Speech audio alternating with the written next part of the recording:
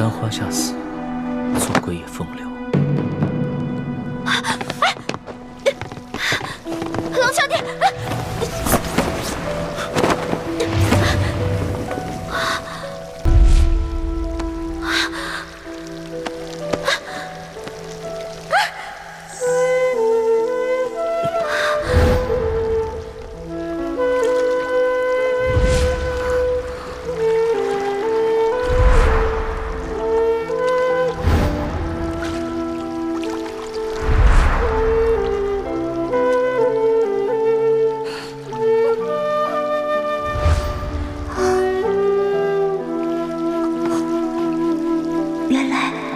原来樱花妹妹和这个钦差大人早有私情。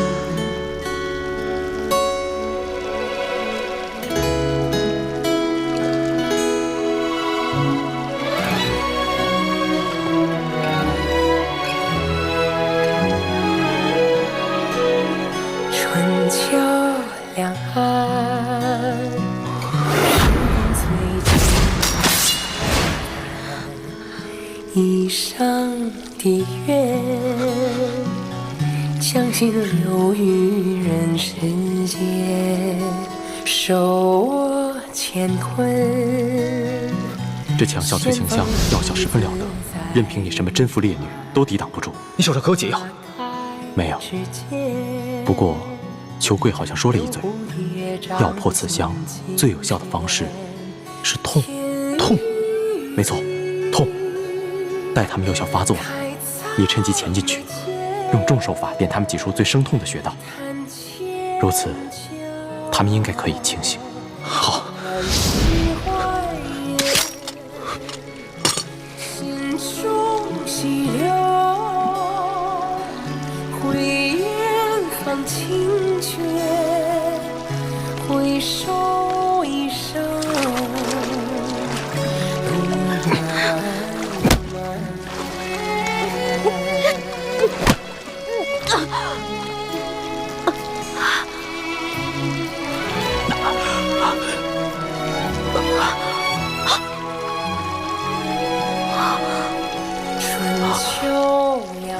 主子，易欢是许配过人家的，不可能跟着主子过一辈子，还望主子克制自己，千万不要一时冲动，做出有损易欢名节之事。将心留于人世间，守我乾坤。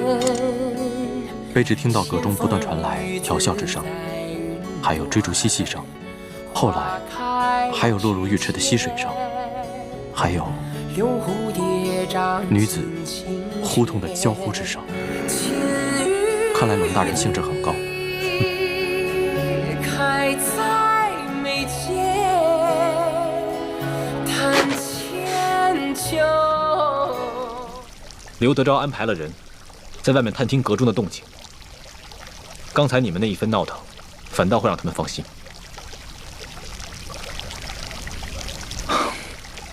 你们现在都已经清醒了，我也得赶紧离开了，免得被他们发现，坏了大事。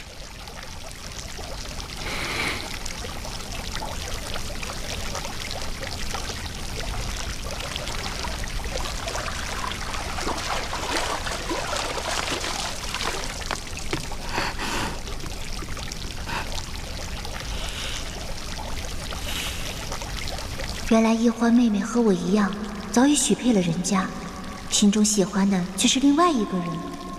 我们倒是同病相怜了。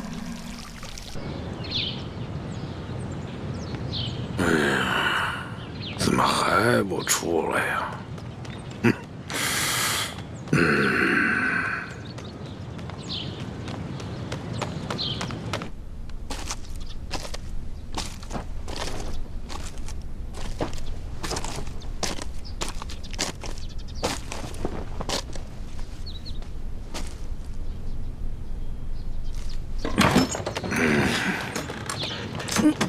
哎，哎呀，龙大人真是春风满面呀！哎，对于下官送的礼物，可还满意呀？挺好，有劳刘大人了。那就好。哎，龙大人，那就随本府到我书房，咱们把那个事情再重新的。不用在意了，就按照你说的安排吧。多谢龙大人。不过，这本钦差啊，毕竟是来视察官风的。眼下灾民闹事不断，又有这牛角寨的乱党在远处盯着，这本钦差啊，也不宜常来你府上见万姑娘，不是？是。所以啊，要不然你把这万姑娘安排到府外的一个地方住着，等本钦差回来京城以后，你再悄悄地把人送到京城，到时候我再纳她为妾，那不就免人口舌了吗？明白，本官明白。龙大人放心，我一定把此事给你办的是妥妥帖帖啊！此事简单，大人，我先在城东置办一所宅院，然后把万姑娘安置在那里。大人只要有空，就可以悄悄去会万姑娘。等到大人回京之后，我亲自护送万姑娘进京。如此一来，可保万无一失。刘大人，这裘老板做事极为妥帖啊！啊，我平时调教的好。主子，咱们先回书府吧。那先行告辞了。宋龙大人。哎呀，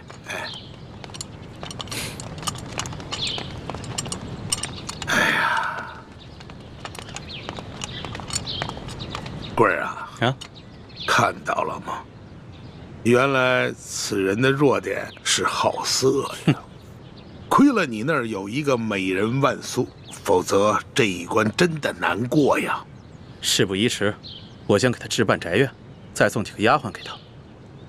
这件事儿，就算是大功告成了。然后让孟祥和把万苏姑娘赶紧送过去。不瞒你说呀，我是真没想到啊，这万苏姑娘如此厉害，就一晚上就把这个龙三这个假正经让他现了原形了。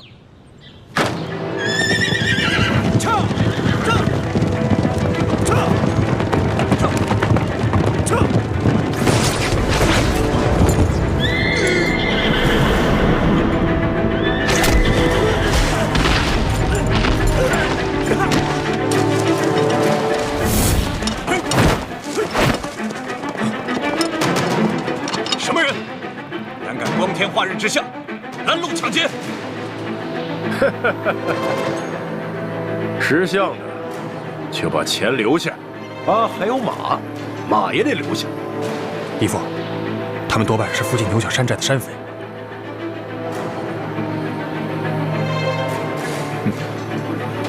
各位好汉，我们这随身携带的钱财物品可以留下来作为买路钱，不过因为我有要事在身，需要马匹赶路，可不可以把马留给我？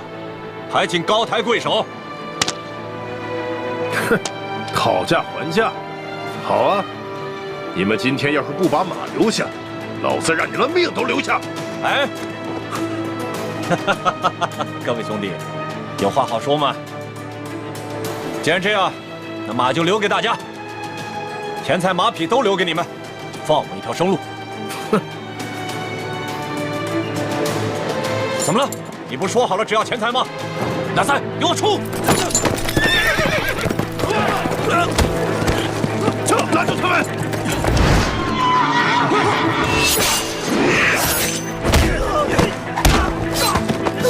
义父，你腿受伤了，没事，快走！石将军，跑两个，怎么办？赶快发出讯号，让前面的人拦住他们。走。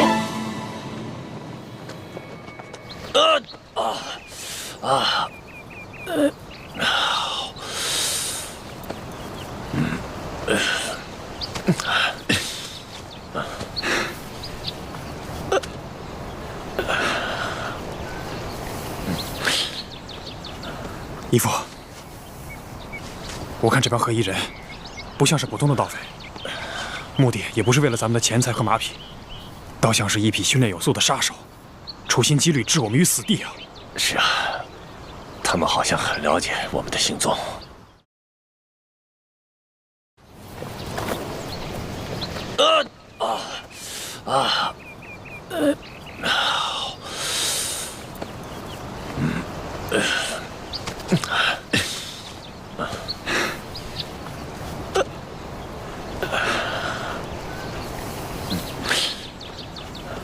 义父，我看这帮黑衣人不像是普通的盗匪，目的也不是为了咱们的钱财和马匹，倒像是一批训练有素的杀手，处心积虑置我们于死地啊！是啊，他们好像很了解我们的行踪，特意埋伏在我们通往玉巴赞营地的必经之路。难道我们的行踪暴露了？不好！厉氏兄妹真有可能是图谋不轨的贼党。你是觉得这帮杀手是李建清和李易欢兄妹派来的？咱们此次调兵，可谓是十分隐秘。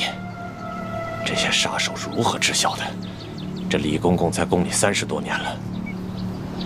丽萍是舒总兵的女儿，其他侍卫都是我精挑细选的霸气子弟，他们个个来历清白，绝不会勾结杀手暗害我们。只有李氏兄妹，他们俩最可疑。义父，如果说李建清和李易欢兄妹是乱党，那他们的目的不仅仅是要置我们2个于死地，恐怕皇上有危险。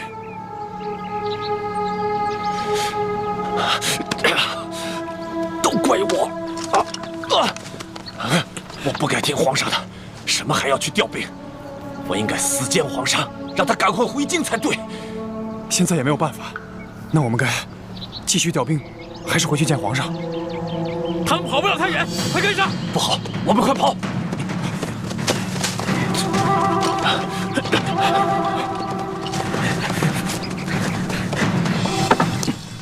都10多天了，这索额图怎么还没回来啊？不会出什么事儿了吧？呸！乌鸦嘴！主子别担心，我已经安排2个侍卫兄弟去打探消息了。也不知道这索额图什么时候能回来。易欢，要不然你们把刘德昭送给我的那些金银财宝，想办法换点粮食来赈济那些灾民吧。龙小弟，我本来就这么想的，但是我不好意思说，没想到你也这么想，果然英雄所见略同啊。欢妹，你又不知轻重了，怎能跟主子并称英雄呢？哎，无妨，在我的心里啊，易欢一直是一个巾帼英雄，有眼光，有度量。主子，这件事情万万不可啊！如果拿刘德昭行贿的金银珠宝去买大批的粮食，就会引起刘德昭和裘贵的注意，他们一定会识破主子跟他们不是一条船上的人，说不定他们会铤而走险，向主子您下手，强龙难压地头蛇呀！李公公说的没错，刘德昭一定安排了诸多眼线盯着我们。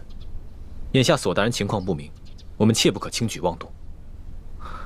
我们顶多在城的东南西北各设一处粥棚，但不可再大肆赈济灾民，万一有什么闪失，我等担待不起。你们说的对啊，是我考虑不周。一时的赈济只能缓解眼前的灾情，而不能一劳永逸。只有我顺利地回到了京城，才能肃清吏治，以后让全天下的老百姓免遭刘德昭这样的贪官荼毒。主子，您能这么想就对了。天大的事情，也没有主子您的安危重要啊。易欢，咱们现在有银子了，你什么时候啊，把你跟丽嫔当的那些首饰给赎回来吧，要不然回了宫里啊，又要向我多讨点利息了。刘小弟，我发现你现在越来越会精打细算了啊。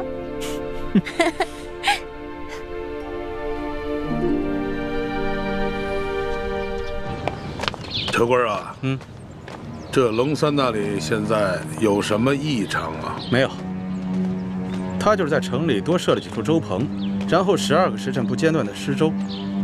哼，此人果然是一个卖直取忠之辈啊！哼，还真会收买人心。哎，万苏那里他现在去的勤吗？哈，勤着呢，每晚都要去2个时辰。只不过他不在那里留宿，最多每天3更他就离开了，而且每次去的时候都是先穿着便装走后门。他跟万苏幽会的时候，除了那一个丫鬟，就是李护卫，其他的人也近不了身呢。看来此人是一个小心谨慎之人，难怪这年纪轻轻就可以爬到如此高的位置，还受到了皇上的宠信，做到了钦差，后生可畏啊！有什么后生可畏的呀？他现在是财色兼收消停，想想他当初拿枪做事的样子，我就恶心。哼，恶心，恶心什么呀？如果这个龙三他不好色的话，我们拿他还真没办法。哼。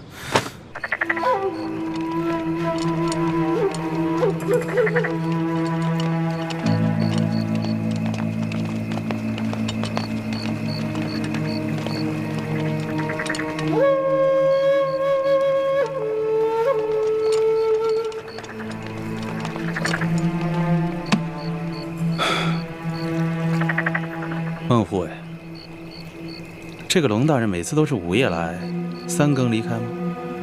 是的，舅老爷。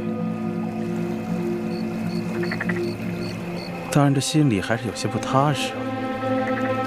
他一天不离开太原，咱们就一天不能放松警惕。你还是要盯紧了。卑职明白，舅老爷放心，我一定盯紧他。辛苦你了。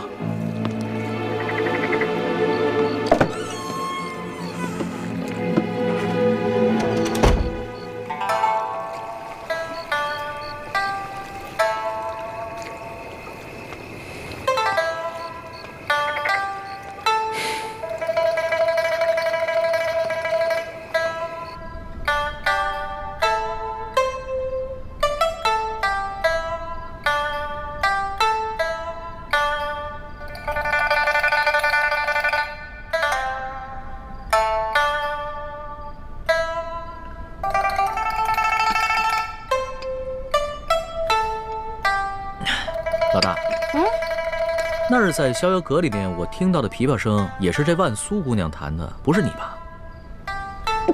又被你给揭穿了。我就说嘛，就以老大你这性格，做什么事情都是半刻钟的热情，怎么可能弹出这么一手好琵琶嘛？我有一件事做得特别好啊，吹牛啊，所向披靡啊。说到吹牛啊，老大你谦称第二，没人敢称第一啊。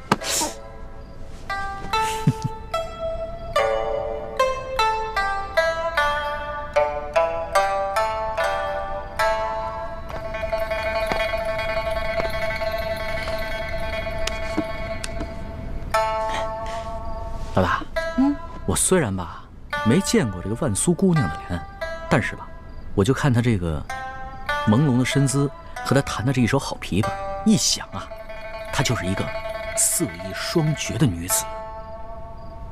你说我每天晚上坐在外面喝茶，完了空担着一个风流好色的名头，我多亏呀！要不然这样吧，你呢，先回避一下，好让我真的一亲万苏姑娘的芳草。不行啊。为什么？这万苏姑娘是刘德昭送给我的美人，我假戏真做怎么了？再说了，我就算真的看上她了，我回头带她回京就好了。我说不行就是不行。你吃醋了？我没吃醋，我是在维护你龙小弟的形象。原来我在老大的心中还有形象呢。那当时在宫里是谁说的这个？哎呀，全世界最不值得女人爱的男人啊！要不然这样吧，老大，你呢就承认你吃醋了。那我吧，也就看在你心里难受的这个份上，我就做一个美色当前不动摇的柳下惠。要不然我这一连10个晚上都在这儿喝素茶，我受不了啊！哎，你给我站住！哎，站住！不行，老毛病又犯了。上次对我也是，差点假戏真做。我告诉你啊。万苏姑娘不一样，她心有所属的，而她心里喜欢的人是帮咱们的，所以你千万不能对她打主意。得了吧，上一次你也是这么骗我的，说什么非龙三不嫁，不能动心腹手下的女人，是吧？又想故技重施啊！我才不会上你的当。我不会骗你的，真的。你知道咱们抢官印为何这么顺利吗？因为在刘德昭身边有咱们的内应，而这个内应就是万苏姑娘她的心上人。如果你真的对她起了什么色心的话，那你就是轻重不分、见色忘义的大坏蛋了。真的？真的，我骗你是小狗。好吧，那我就暂且放过你。老大，其实经过这些日子以来的见闻吧，我还哪有心思风流快活，只不过想逗逗你吧。不过呢，我倒不像是某些人，表面上一本正经的说一些冠冕堂皇的理由，其实就是吃醋。这个康熙真是色心不死，想找机会撩拨欢梅。欢梅，你可一定要守住，万万不能对咱们的死敌动心。懒得理你我。哎。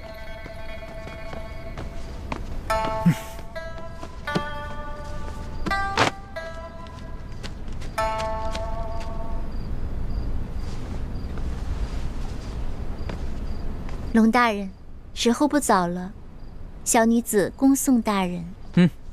看看，人家万苏姑娘心里压根就没有你，催你走呢，别赖着了。好酸啊，好酸啊！好了，万苏姑娘，在下先告辞了。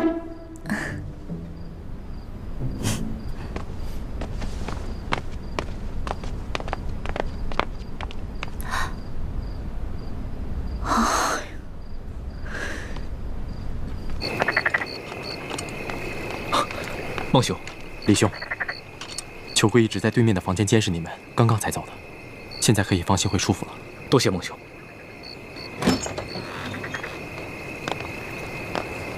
钦差大人，这个就是孟祥和，我刚刚跟你说的万姑娘的心上人，也是一直帮咱们的好汉。怎么样，比你长得英武吧？你越是拿话呛我，就越说明你吃醋。多谢孟护卫相助，大人客气了。这些年，卑职在刘大人身边，大小官员见过无数，真正一心为民的，只有你。卑职很是敬仰大人，能为大人尽绵薄之力，是卑职的荣幸。那孟护卫多保重，后会有期。后会有期。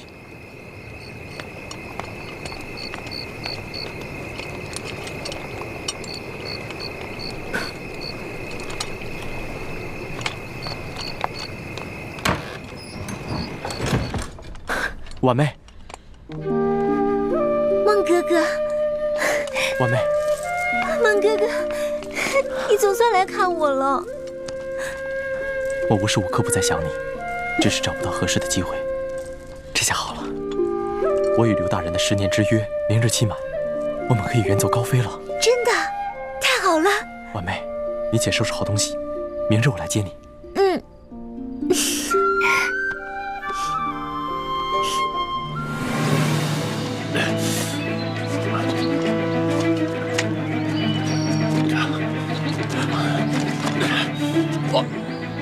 纳采，让我先坐会儿，坚持不住了。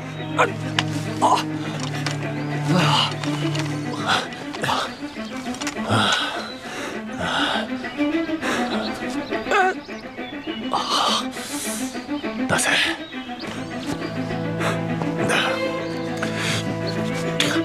纳采，拿好这个金牌，马上去找玉八赞，让他派救兵去救皇上。快去！不，我去了，你怎么办？纳采，你要明白，我死了，后宫里还有皇后，我们赫舍李氏还有其他的兄弟子侄，只要皇上平安，我们赫舍李氏就还有希望。可如果皇上出了危险，就不光我们赫舍李氏完了。是我们整个大清都危险了！快走！不，走，快走！我不管，什么完蛋都可以，我不能没有衣服。走，我们走。傻孩子，走啊，走啊！傻小子，走。好吧，我们走，走，这儿，走。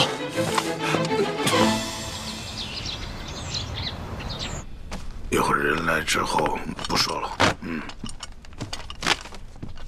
大人。祥和呀，你这伤势如何啊？已经好多了，多谢大人关心。祥和啊，我让你查的咱们这边的奸细，你查的如何了？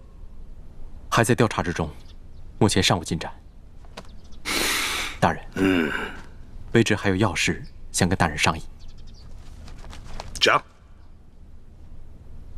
家父先世之时，曾让卑职保护大人，卑职立下10年之约，守护大人10年。今日刚好是约满之日，在下想辞去一切职务，隐归山林。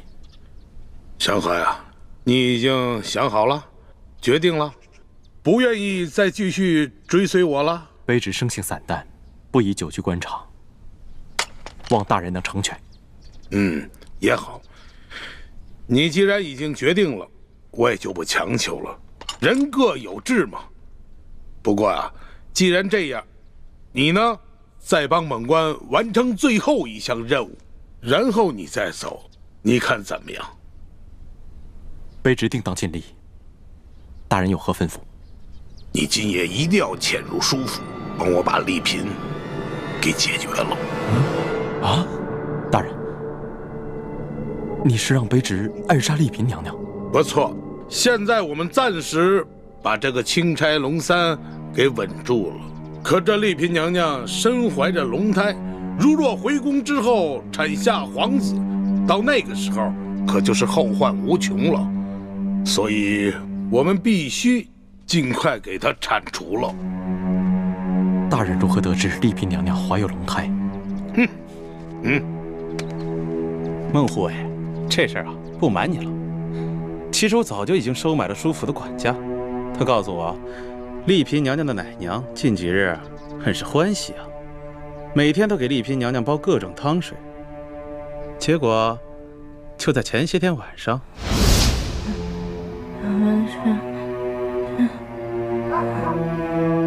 小姐，你再吃2盘，你现在都已经怀了龙胎了，你一定要保重身体。只不过是奶娘的一句梦话而已，大人何必当真？对，是一句梦语。不过这奶娘所煲的汤水之中放的，可全都是安胎的药物。对于这种事儿呢，我是宁可信其有，不可信其无啊。即便是这丽嫔娘娘她这次没怀龙种，那现在皇上这么宠幸于她，将来也有大把机会啊。到那个时候，那丽嫔娘娘能够放过咱们吗？所以说呀，必须尽早铲除。可是钦差大人带了许多大内高手在暗中保护丽嫔娘娘，况且卑职的伤至今还未痊愈。祥和呀，这样啊，今夜呢，我先约这个钦差大人去喝花酒，先调走他一半的护卫，然后我再派一帮人马潜入到书府当中，引开剩余的一批护卫，这样你就可以放心大胆的下手了。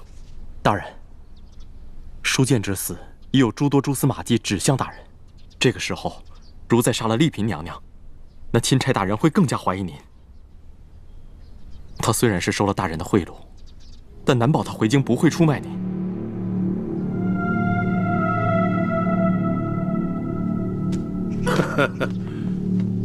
哎呀，这祥和说的也不是没有道理啊！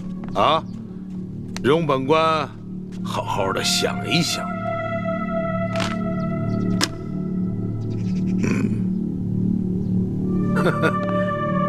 祥和呀，你这腰间这把刀，可是你爹留给你的。回大人，这把刀乃是卑职的传家之宝。我记得这刀柄之上有你爹亲手刻的一行字，可否让本官一看呢？是，大人。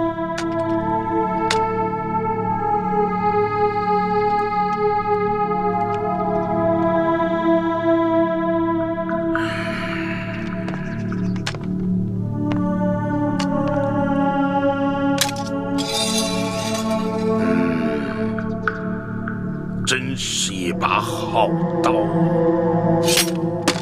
拿下！别挣扎了，孟护卫，没力气了吧？啊？知道今天早上你喝的汤药里我加了什么佐料吗？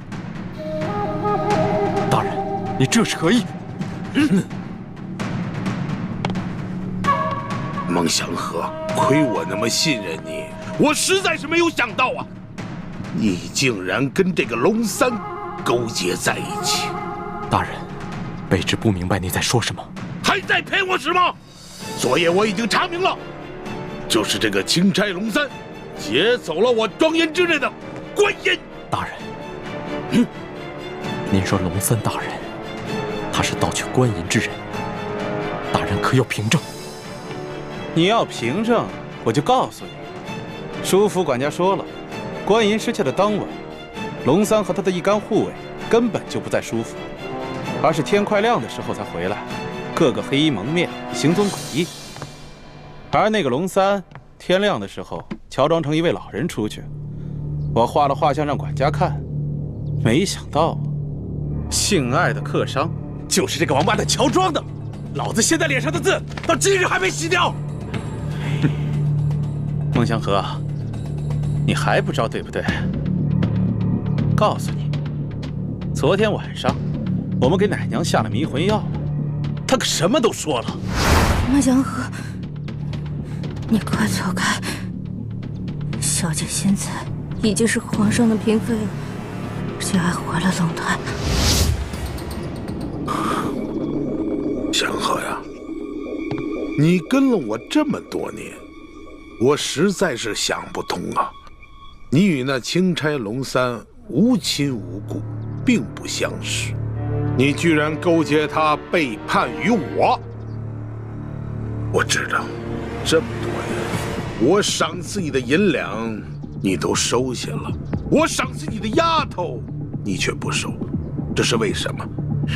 你心中早已有了人了，但是我万万没有想到啊，你心中的那个女人居然是舒剑的女儿舒婉金。你和丽嫔早有私情。没错，我心中的人就是舒婉心。大人，你有恩于我不假，孟某在你身边护卫10年。平日你待孟某不薄，孟某从没想过要出卖大人。卑职是不愿看着大人一步一步陷得更深。大人，你也听卑职一句劝，切勿再行伤天害理之事，回头是岸吧，大人。什么？这里有案吗？这有案没有啊？啊！我早就知道了，钦差大人龙三收我的金银财宝跟美人，只不过就是为了麻痹本官。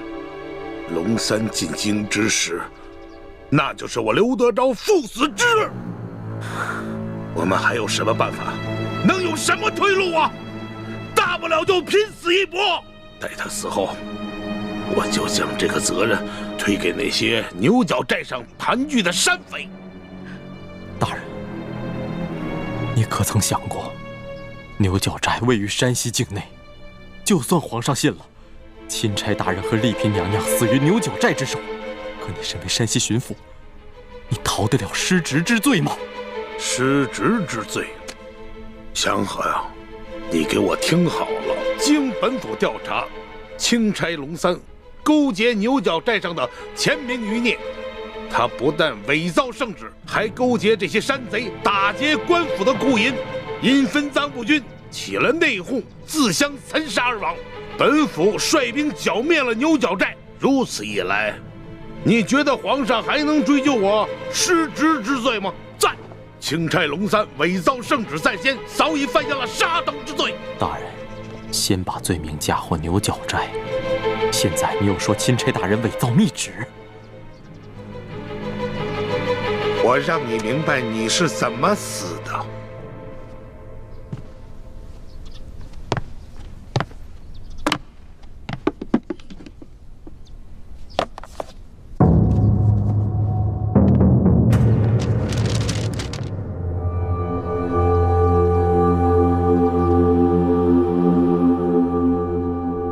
看清楚了吗？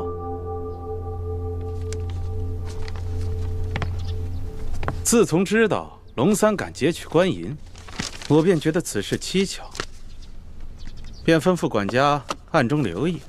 没想到，还真让他逮着了机会，溜进了龙三的房间，便发现了这些东西。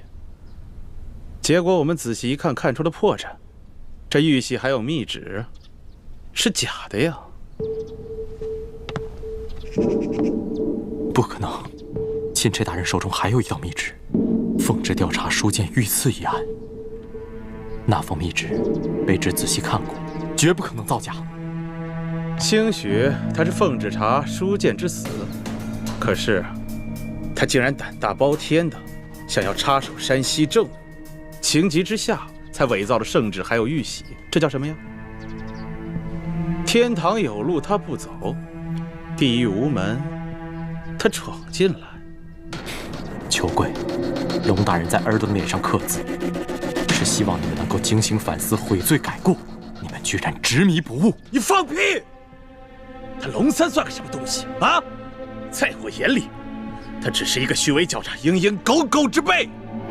你也在官场混了10几年了吧？就这么点小伎俩，就把你给蒙蔽了。道不同不相为谋。龙大人不想与尔等同流合污，尔等居然痛下杀心。你们才是自寻死路！大人，天作孽犹可为，自作孽不可活呀！大人，大人。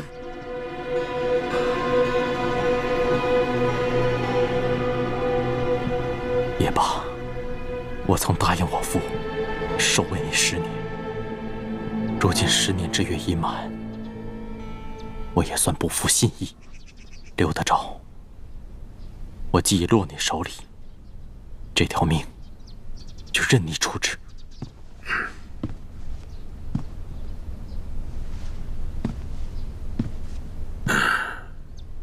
祥和，你跟了我10年，也守了我10年，救了我几次的性命，我刘德昭心中未曾不感激啊！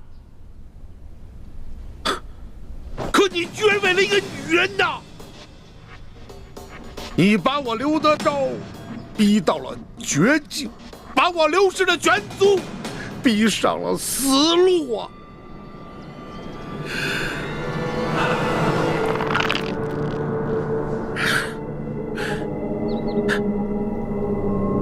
祥和呀，别怪刘德昭，别怪我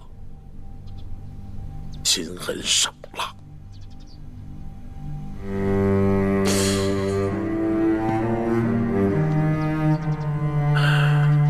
带下去。走。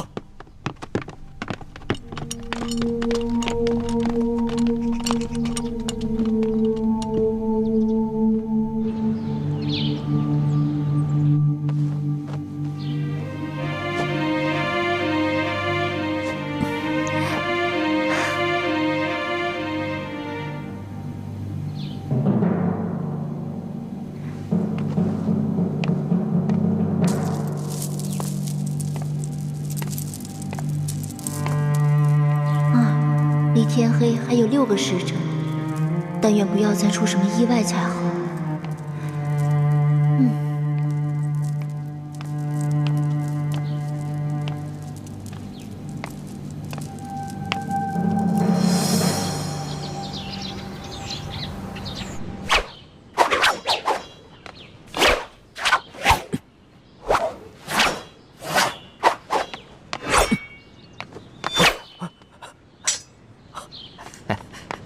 主子，索图怎么样了？索大人出事了。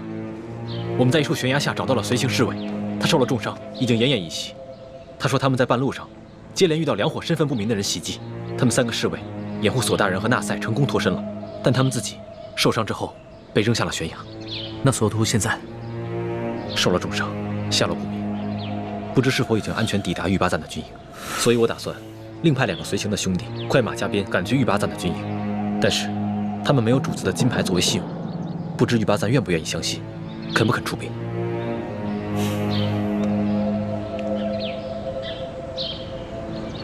主子，不如这样吧，奴才亲自去一趟。玉八簪认识奴才，如果奴才亲自去说明情况，他应该会相信。那就辛苦你，再跑一趟。主子，您这么说，真是折煞奴才了。奴才也不用带什么东西，这就轻装出发。我派2个侍卫跟公公一同前去。好。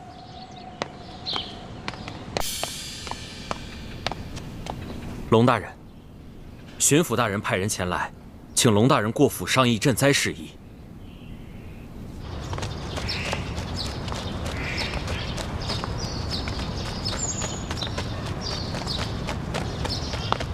官儿啊，你能不能不在我眼前晃来晃去的啊？晃得我这头都晕了。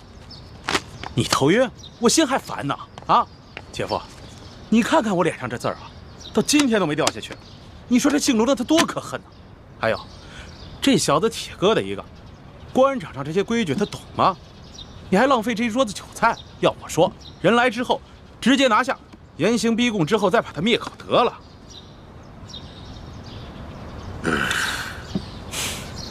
先不慌，再等等。哎，再给这个龙三一次机会，就当是给咱们自己一个机会。官儿啊，说实话，这个龙三来咱们这这么久了，到了现在，他到底什么底细我都没有摸清楚，我心里着实的不踏实。还有，如果这龙三知道了咱们拿出了他擅杀朝廷命官、私刻玉玺、假传圣旨的罪证，就此向咱们屈服了呢？就算龙三屈服了，丽嫔怎么办呢？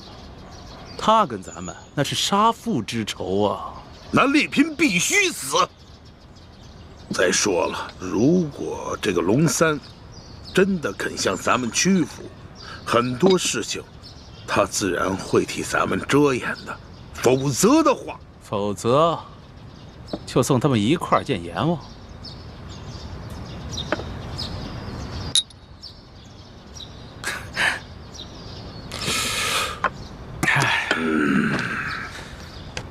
什么时候来呀？他这是。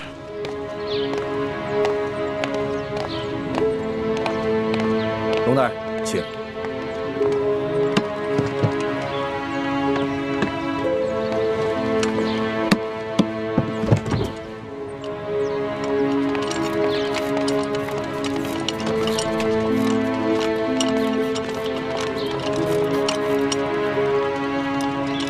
丽嫔还在府上吗？啊，还在。刚才他还吩咐奶娘，要众人都到大厅，随他一起为老爷的亡灵念经祈福。交代的事情都办妥了没有？放心吧，我已将药下在厨房的菜汤里，过会儿就会发作。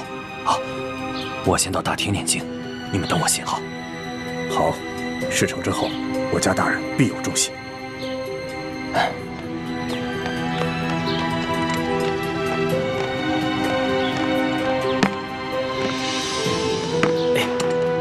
慢点。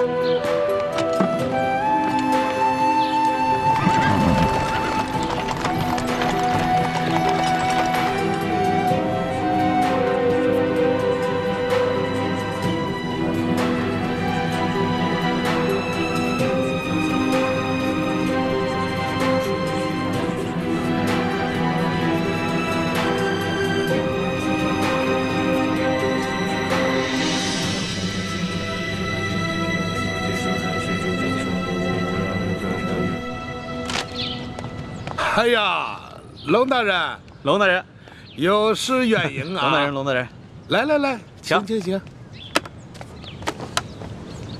哎呀，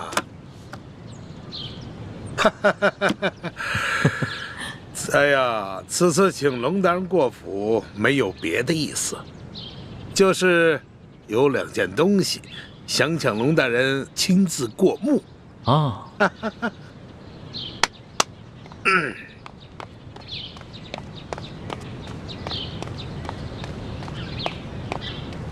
龙大人，这2样东西您见过吧？刘大人，哎，这些东西你是怎么得来的？龙大人，现在东西怎么得来的并不重要，重要的是我要提醒龙大人，恐怕龙大人你现在已经犯下了灭族杀头的重罪吧？刘大人想怎么样？好啊，龙大人，那我们就不妨打开天窗说亮话。我知道龙大人，你手上也抓住了我不少的把柄。好啊，想怎么样，那就要看龙大人，你是想大家手拉着手一起死呢，还是抱成团一起活呀？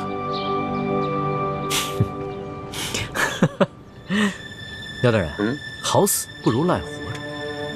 龙某自然是想与诸位一起活了。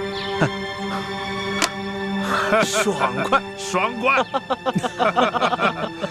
我就说嘛，龙大人是一个聪明之人。是啊，有道是识时务者为俊杰呀。从此以后，我们就是一条船上的人了。太好了，龙大人，来，咱们终于是达成这攻守同盟了。来，为了这攻守同盟，为了这一天，来，咱们满饮此杯。来来来，来，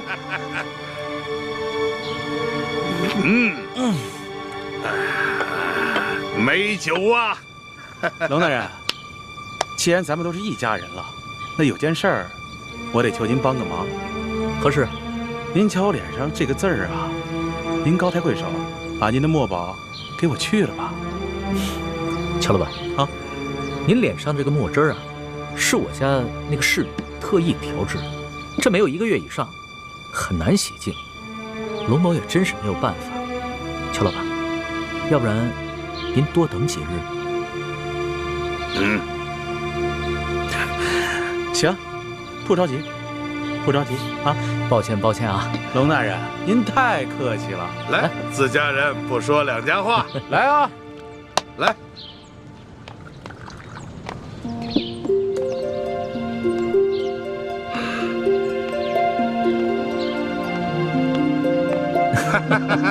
来，龙大人。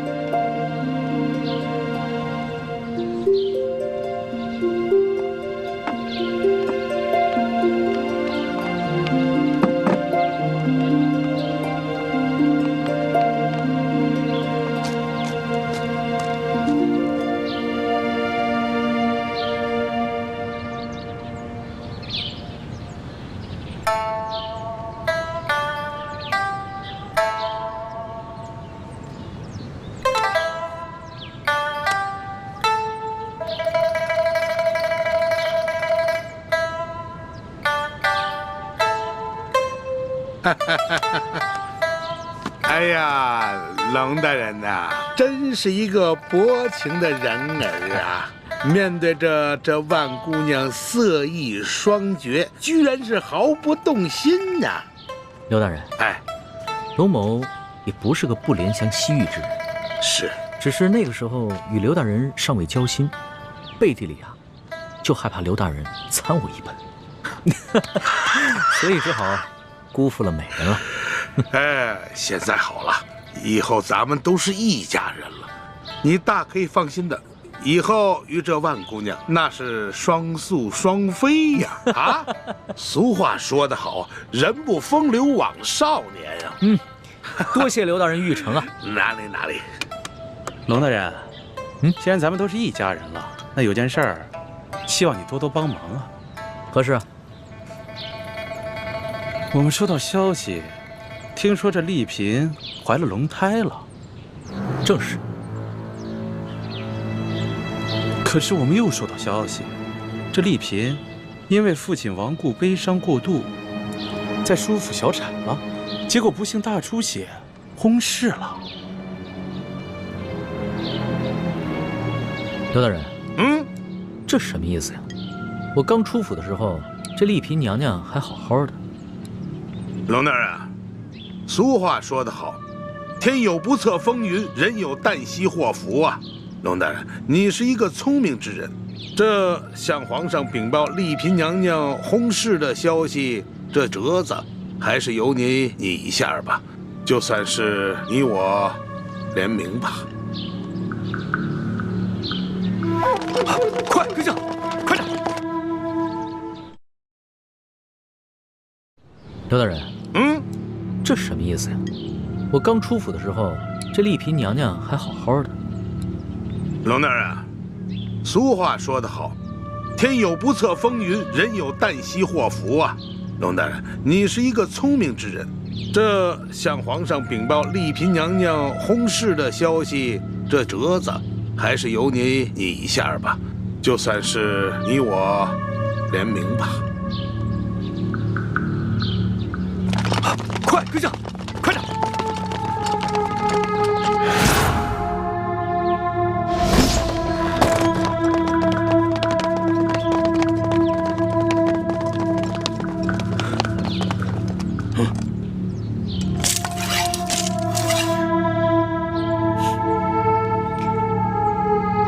真是红颜薄命啊！皇上要是听到这个消息，肯定是圣心蒙忧啊！是啊，龙大人，皇上乍闻丽嫔娘娘薨逝的噩耗，难免是有些感伤啊。不过龙大人你是知道的，好在后宫佳丽3000呀，过些时日，这事情放一放，我看也就过去了。来，其实这样也好啊。舒总兵跟着丽嫔，黄泉路上总算是有作伴的了啊。他们这一走，我们总算是安心了啊。来，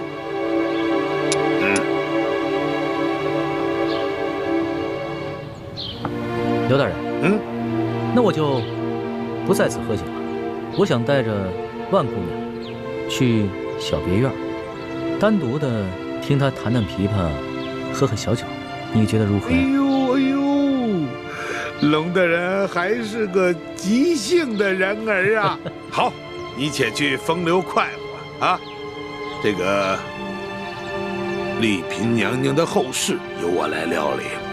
不过龙大人切记啊，这个请罪的折子要加紧拟好啊。你放心吧，龙大人。那龙某就先行告辞了。送龙大人。龙大人，请。哎，万姑娘，哈哈哈，好生伺候龙大人。是，小女子一定听大人的话，服侍好龙大人。只是，小女子尚有一事相求。万姑娘，请讲。听说，大人府上的孟祥和孟护卫，因为冒犯了大人而被您下了狱。小女子求大人开恩放了他。万姑娘，你为孟祥和求情，你认识他？刘大人，就看在龙某的面子上，放了孟护卫吧，让孟护卫送我们去别院。龙大人，放了孟祥和不难，不过本官有些糊涂啊。万姑娘，你是怎么认识孟祥和的？你又是怎么知道孟祥和犯了事，下了大狱呢？因为小女在裘老板府上和大人府上住的时候，孟护卫对我多有照顾，所以我对他心怀感激。老爷，老爷，不好了，老爷！慌什么？慢慢说。舒府出事儿了。出什么事儿了？丽嫔死了？不是，是丽嫔娘娘她不见了。什么？怎么会不见了呢？当时我们正在诵经祈福。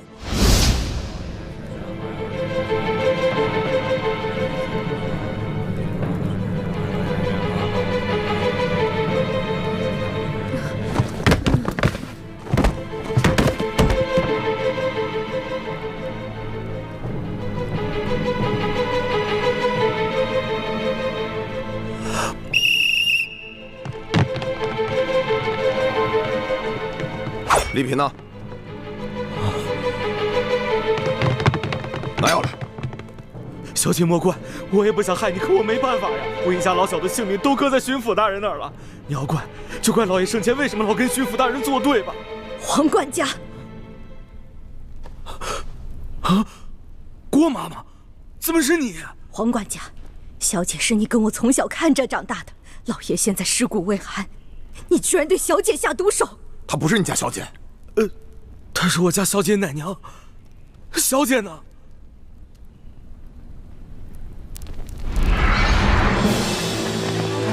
走，搜搜，这边，仔细搜。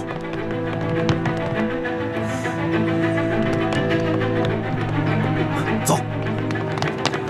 怎么样？没有啊！我念经的时候明明看见小姐走到屏风后的呀，这屏风直通后院，这后院大门又上着锁，她只能在这儿啊！这就奇了怪了。搜，继续搜。真是个废物！你们这么多人还看不出一个女人？大人饶命啊！大人，小人已经尽力了。这舒婉心是小的看着长大的，她可是手无缚鸡之力呀，又没有攀爬的工具，我就不明白。他是怎么爬上那么高的院墙逃走的？难不成他长了翅膀不成？不用说了，你们这还看不出来吗？这是早有准备啊！龙大人，这丽嫔娘娘现在何处？你应该是最清楚吧？我说我不知道，刘大人相信吗？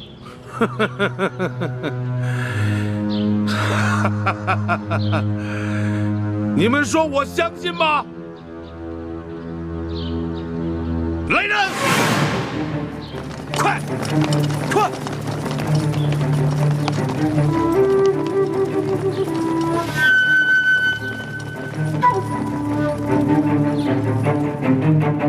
龙大人，你现在可以告诉我，我信吗？不过此时此刻，本官还是很佩服你的。此情此景，居然如此镇定，是个见过大阵仗的人。不过本官还是不明白，你为何要跟本官作对到底？哈！你以为你救了丽嫔，她就可以在皇上耳边给你多吹吹枕边风是吗？就可以免除了你擅杀朝廷命官、伪造玉玺、假传圣旨的罪责吗？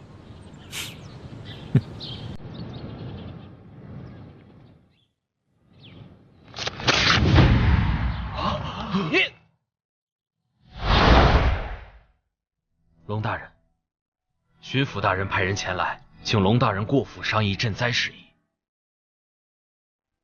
好，我知道了，我换身衣服就过去。那小的先为大人准备车马。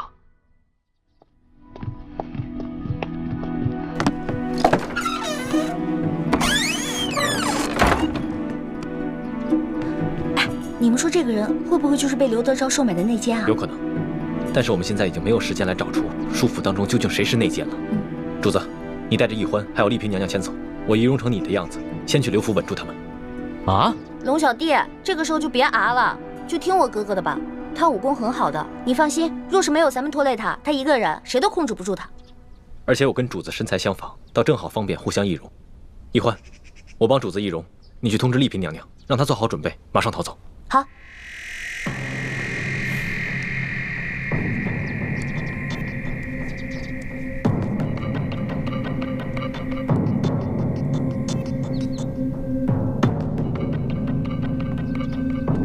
主子，多保重。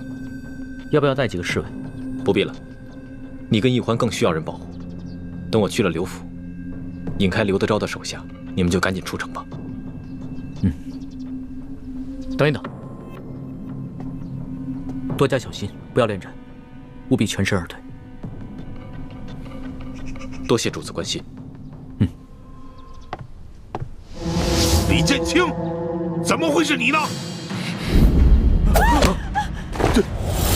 都别乱动！别动啊，走！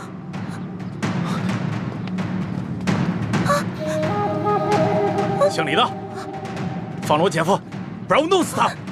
我跟万姑娘非亲非故，你以为用她就能威胁到我吗？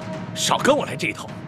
你跟那个姓龙的自诩为仁义之士，为了那些灾民，你们都能犯下这么大的罪行，你能眼看着这么一个手无寸铁的女人为你送命？放人！万姑娘，我刚才就是顾及到你的安危，才想用计带你离开，没想到你还是放不下孟祥和。也罢，裘贵，只要你把他放了，我就放了你姐夫。你当我是傻子？先放了我姐夫，然后束手就擒，我就放了他。不然的话，我就弄死他和孟祥和。好，我答应。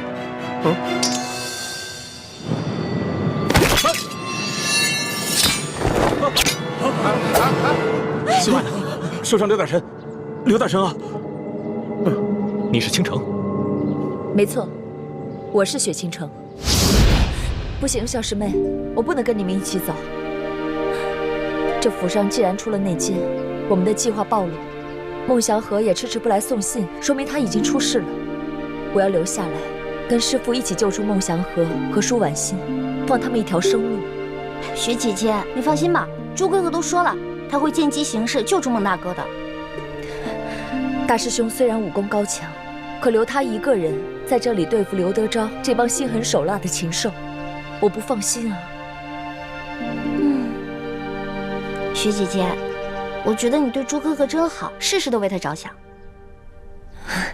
小师妹，你别多心啊。是因为大师兄身份特殊，所以我才把他的安危放在首位。哎呀，我知道，你不用多心，我心里都明白。主子，你们先离开，我留下来。为什么？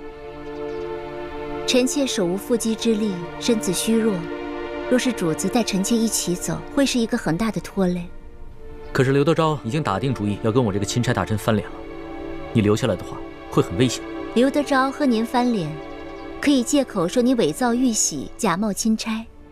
可臣妾是真真切切的丽嫔娘娘，她不敢公然害我。若是来暗的，臣妾这府上大多是跟随家父几十年的老人，不可能都被刘德昭收买，他们必定会尽全力保护臣妾。再说了，只有主子安全了，臣妾才会安全。是啊，龙小弟，丽嫔娘娘说的对。第一，她留在这儿可以稳住舒家的内奸，还有就是可以为我们逃出太原多赢一些时间。你就听她的吧，只要你脱身了，他们不敢对丽嫔娘娘下黑手的。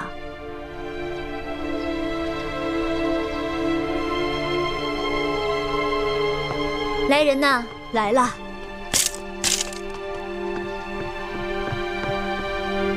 娘娘，你有何吩咐？你去把府里的下人都集中到大厅，我要让大家和我一起给老爷诵经祈福。是，朗奴马上去办。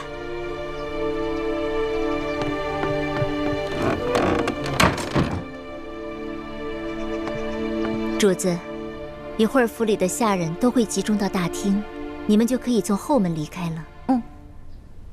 叶欢呢？我不在你们身边，你一定要保护好主子，保护好自己呀。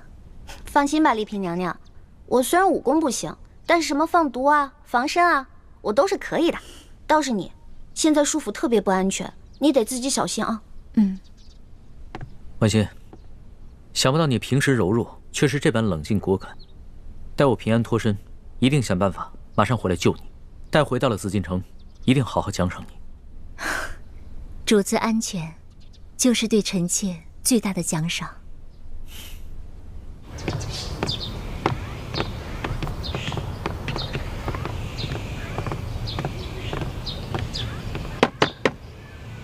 万姑娘，你准备好了吗？快了，麻烦您再等一会儿。他们怎么还不来？这可怎么办？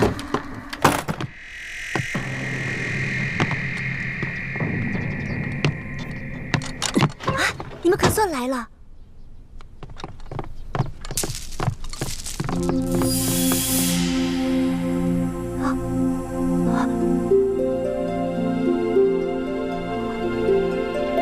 你是舒姑娘，我就是雪倾城，咱们总算见面了。我们真的是长得一模一样，多谢姐姐以身相替，我才能有机会和孟哥哥私奔。当初形势所迫，不得不暗中劫走姑娘，还望姑娘见谅。现在不是说话的时候，有什么话还是出去再说吧。嗯，舒姑娘，你赶紧动身跟我们走。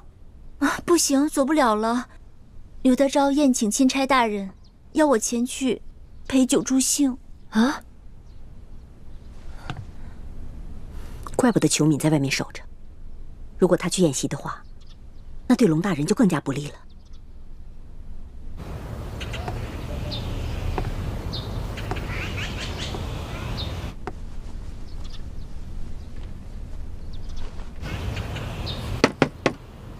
万姑娘，衣服换好了吗？别再拖延时间了，快点啊！万姑娘，万姑娘，你如果再不回应，我得冒昧进去了。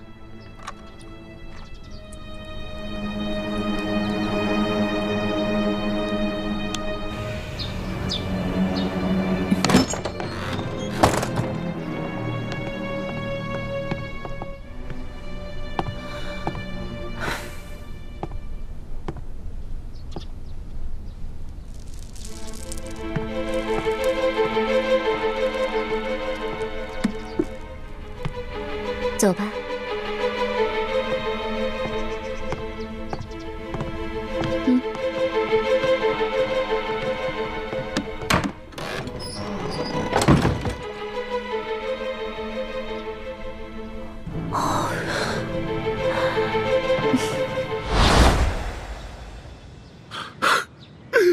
裘贵，你看你干的好事儿！我也不知道啊，他怎么就会武功了呢？他少废话。小姐，怎么是你呀？管家，你说谁？她是我家小姐，丽嫔娘娘。可是不对啊，我家小姐不会武功啊。虽说入宫之前，长河老爷骑马射箭，可能都是闹着玩的，怎么突然之间？这2记耳光是替舒家赏你的。你到底是不是我家小姐啊？刘大人，让这些官兵都退下去。姐夫，退下去，退下去啊！对，退下，退下，快退，快，都快点呀！刘大人，放了孟祥和，给我们准备3匹快马。我备马。备马，快！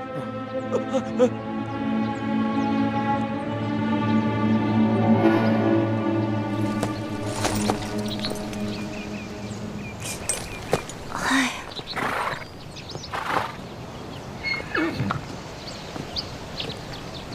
舒姑娘，你不要着急，倾城他们一定会平平安安把你的孟哥哥带回来的。哎，但愿他们3个能平安无事啊！阿弥陀佛，菩萨保佑，菩萨保佑，菩萨保佑！来了，什么来了？我听到马蹄声了。看，倾城带着你的孟哥哥，他们回来了。婉妹，孟哥哥，婉妹，太好了！哎，刘德昭那个狗官没有为难你吧？没有，好歹我也护了他10年，救过他无数次。他对我算手下留情了，只是给我灌了些舒筋软骨的药，把我关进地牢。多亏李兄和雪姑娘救了我，还帮我解毒，恢复了武功。来，感谢3位的救命之恩，我们无以为报。在此，我们2个就给3位磕头谢恩了。哎，孟兄，快起来！来。婉心妹妹，你我虽然非亲非故，却因容貌相似，结下了不解之缘。孟大哥也是位忠义之人，看着你们2个终于能够冲破一切障碍，携手此生，姐姐我啊，不知有多羡慕呢。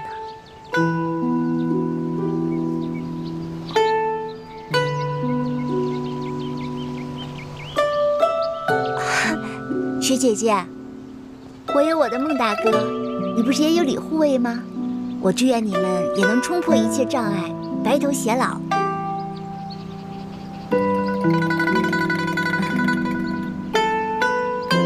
舒姑娘，你误会了。李护卫他从小就已经有了未婚妻，他的未婚妻也是我们青城的好姐妹，他们从小一起青梅竹马长大，所以他们的关系只是兄妹之情。哦，对不起啊，我给弄错了。那我祝你们好人一生平安吧。虽然我不知道你们为什么要绑架我，又让雪姐姐顶替我入宫，可我知道你们都是好人。婉心妹妹，今日我不得已在刘德昭等人面前显露了武功，他们肯定会怀疑我的身份，但只要你不暴露行踪，不落到刘德昭等人的手里，他们就没有证据证明我是假冒的舒婉心。所以，姐姐拜托你，一定要远离山西，小心隐藏行踪。好。